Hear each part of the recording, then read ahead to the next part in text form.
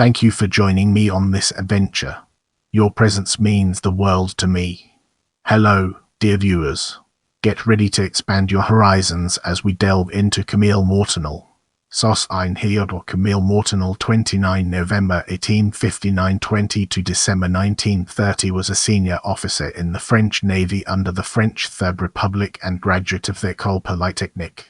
He fought in several of France's colonial campaigns of the era and commanded Paris's anti-aircraft defenses during the First World War. In this section, we'll be deep diving into family origins, unraveling its complexities and uncovering valuable insights.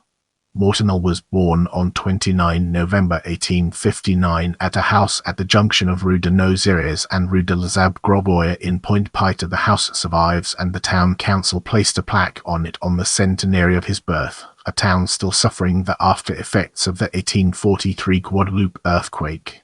From a modest background, he was the third and last child of a man named Andrew, born in Africa around 1809 and freed from slavery on 23 July 1847, aged 38.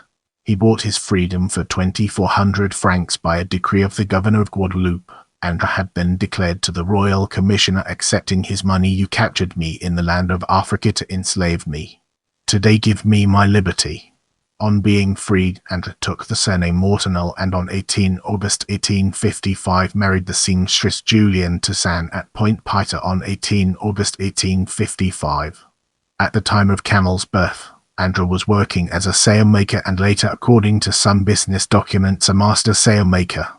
Camille's elder brother Eugene Andrew was born in Pointe-Pitre on 7 June 1856, whilst his younger sister Marie Adèle was born on 27 June 1858, again in Pointe-Pitre. Pointe-Pitre's registers of births, marriages and deaths record as Sosthène Héliodore Camille Mortenol, born to Andrew Mortenol and Julienne Toussaint on 29 November 1859 and dying on 25 June 1885. A death also recorded in the Le Courrier de la Guadeloupe as 25 Mortenol. Sosthène Héliodore Camille, aged 26 years, sailmaker.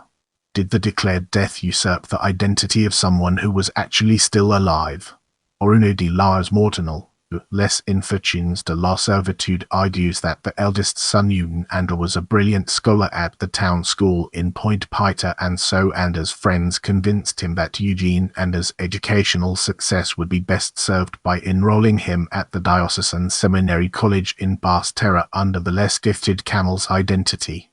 Such a change of identity could have operated discreetly, far from his relations and friends in Pointe-Pitre.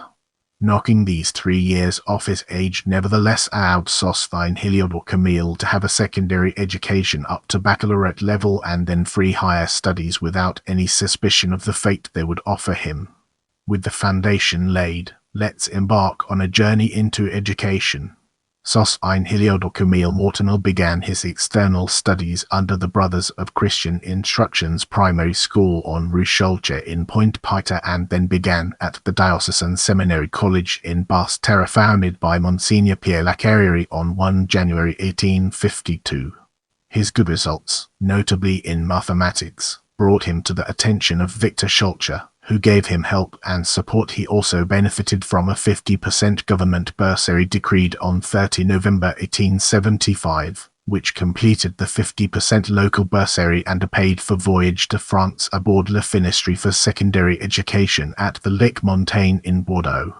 In 1877, Camille Mortenol obtained his baccalaureate of sciences and then began preparing for the entrance examination to the École polytechnique. He came 19th out of 209 applicants. At the same time, he was also offered a place at the École Spéciale Militaire de Saint-Cyr but preferred the Polytechnique, which he entered on 1 November 1880. This made him the third black man, the first Guadeloupean and the first man both of whose parents were black to enter the Polytechnique. The two previous black students were Auguste Franois Perrin and joined 1832. The mixed-race son of a freed slave, and the Creole Charles Wilkinson joined 1849, both from Martinique. At the Champs de Côtes he was welcomed on these terms by the anciens, the argot term for those in their second year, who created the Cote Negre for the occasion.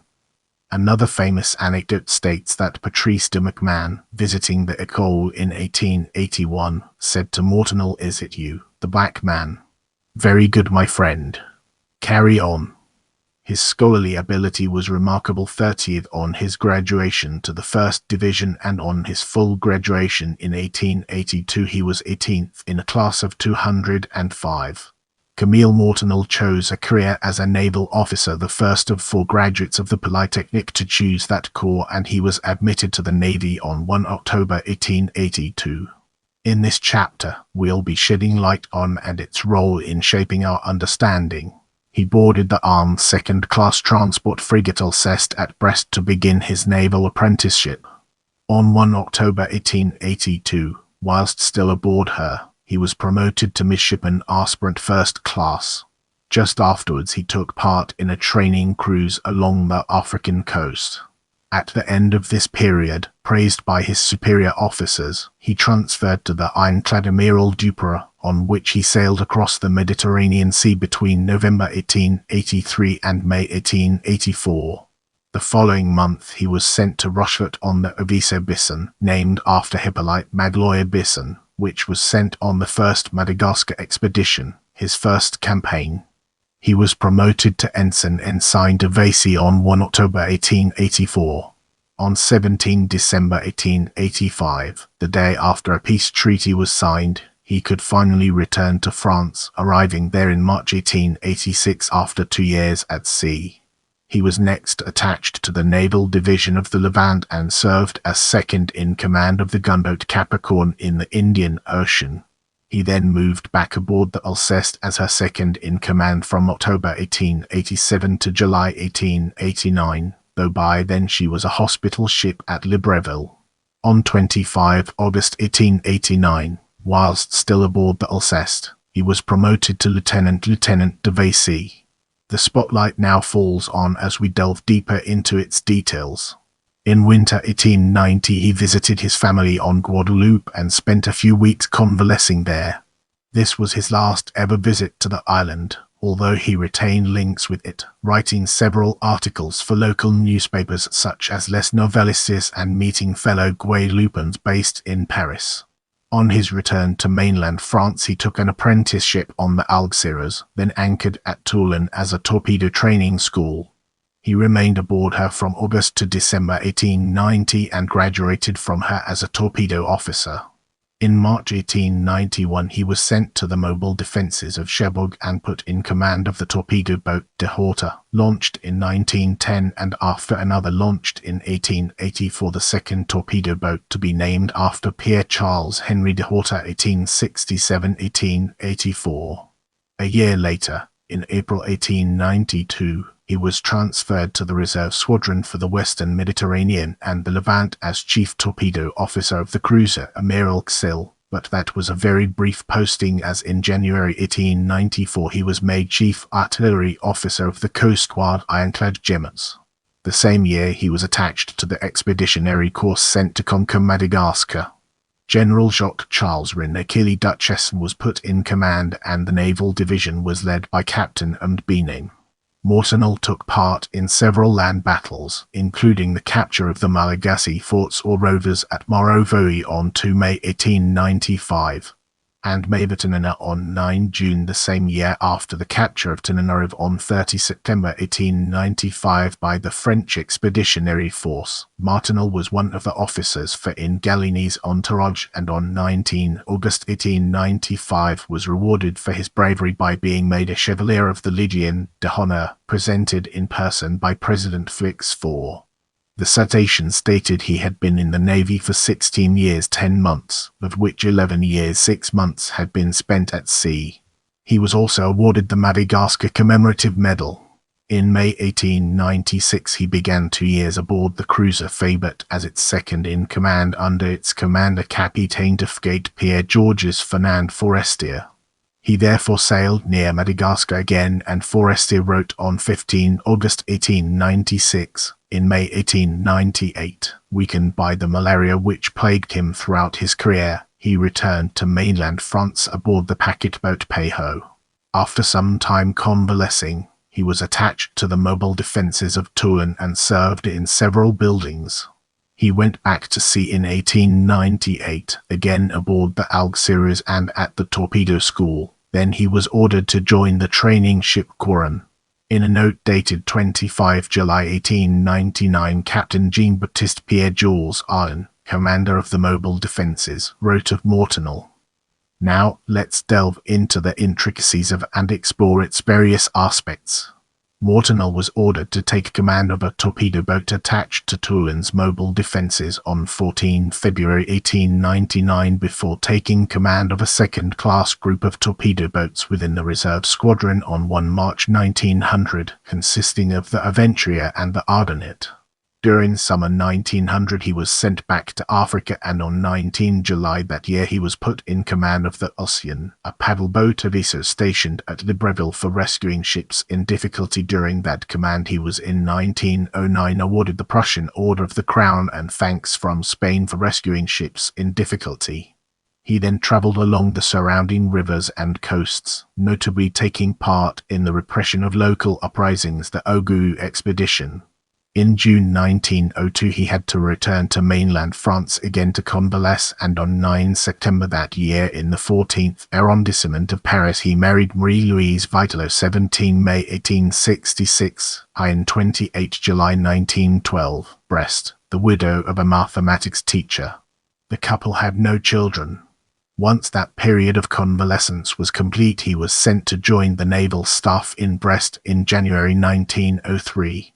Later in 1903 Mortenol made another request to be admitted to the École supérieure de marine, which could earn him the rank of admiral. Brest's maritime prefect ranked him first out of the 5 candidates and gave a particularly complimentary reference, but the naval minister did not accept his application, perhaps due to his skin colour or due to the affair of the cards. He was at least promoted to Capitaine de Frégate on 7 April 1904 and was put in command of the armoured cruiser Bruix.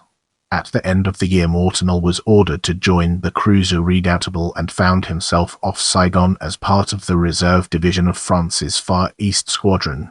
In 1907 he had to return to mainland France yet again to convalesce, and on his return to duty he was posted to the naval division in the Indian Ocean, commanding the anti-torpedo boat ship Pistolet and the second torpedo boat flotilla in the China Sea. In April 1908 he was also given command of the first flotilla. With our curiosity piqued, let's embark on a dedicated exploration of and its fascinating intricacies. On 22 July 1909 he was given permission to return to mainland France to convalesce again, and at the end of that year he was again posted to the naval staff at Brest. He then took command of Brest's fixed defences on 20 March 1911.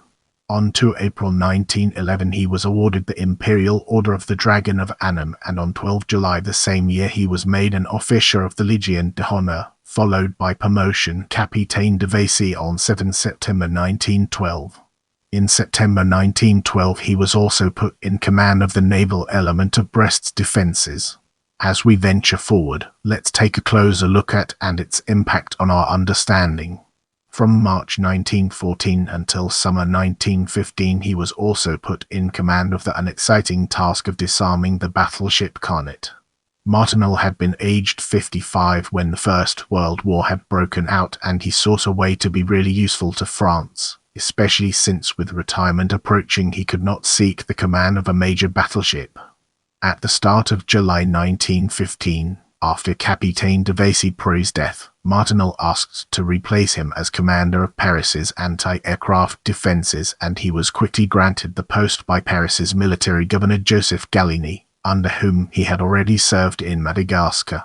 Mortenol thus moved into the general's headquarters at the Lic Victor Duruy in the 7th arrondissement. A wall plaque on that building commemorates Mortenol as the graduate of the Polytechnique, son of a freed slave who in 1915 organized the first anti-aircraft defense of Paris inside that building. His new appointment did not go unnoticed. For instance, on 10 July 1915 Battalion Commander Charles Arsène Perret, then in command of the 3rd Office of Paris's military government, wrote, "He held the post until the war's end and fulfilled its duties energetically. When he took it on, Paris was being bombarded by Zeppelins, then by the Electric Taube and Aviotic aircraft, far superior to their French counterparts. Mortenol could not but note serious lack of material. His guns could only elevate up to 45 degrees, for instance. He rapidly set about improving the Deca's functioning and modernizing and expanding the means at his disposal. An experimental model was installed, able to elevate to the vertical, and others followed. The searchlight posts also only had a single searchlight with reduced power. Mortenol obtained several more, transferred from other sectors, and later increased their illumination power, with one installed, for instance, on Montborion to deter night attacks by German aircraft. Transmissions were similarly increased, doubled by emergency lines. In 1917, Mortenol reached the maximum age for his rank, but General Michel-Joseph Montgomery, by then Paris's military governor, was very satisfied with his services and demanded that he be kept in post. The Minister of War Paul Painlevé approved this, and Mortenol was made an artillery colonel in the reserve of the French army so he could remain in command of the anti-aircraft defenses. At the time of the armistice in November 1918, he was in command of 10,000 men with 65 projectors with large diameter, and compared to 10 at the start of the war, 200 artillery pieces adapted for anti-aircraft purposes. In his Les Hommes Cubes de la Guadeloupe to me, Auriol did not hesitate to write that it was to him and to Gallieni that Paris owed its safety. In this segment, we'll be unraveling the complexities of retirement and death and exploring its multifaceted nature. Mortenol finally retired from his wartime post in Paris on 15 May 1919.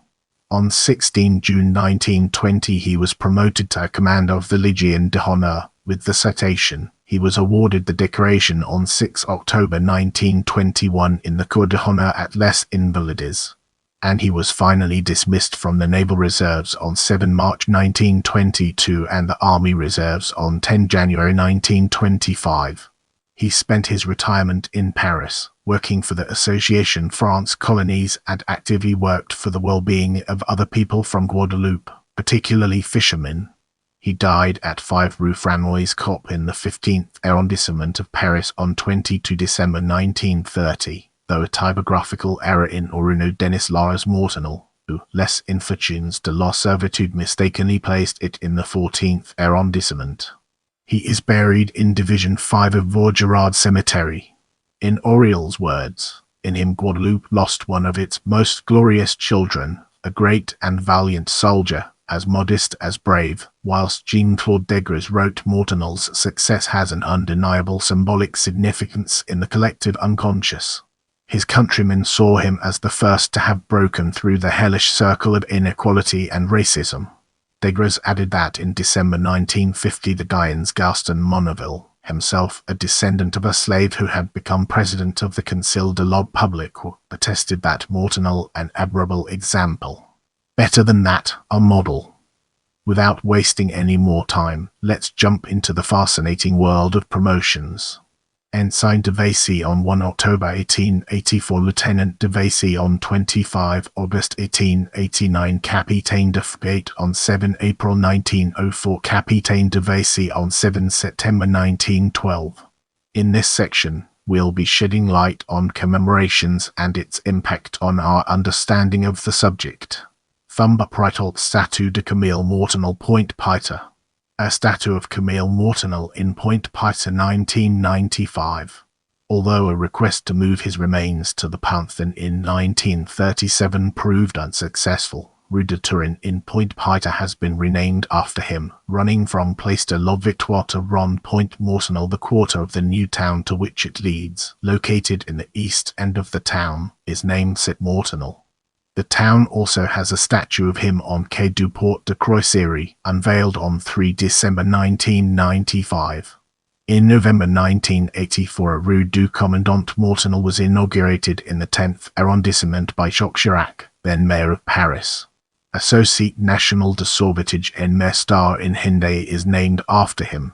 A Sosthène Mortenol 1859-1930 stamp was issued in 2018 by La Poste, first used in Paris at the Quai stamp shop and in Pointe-Pite on 13 and 14 April 2018. I love hearing from you, so leave your thoughts and suggestions in the comments.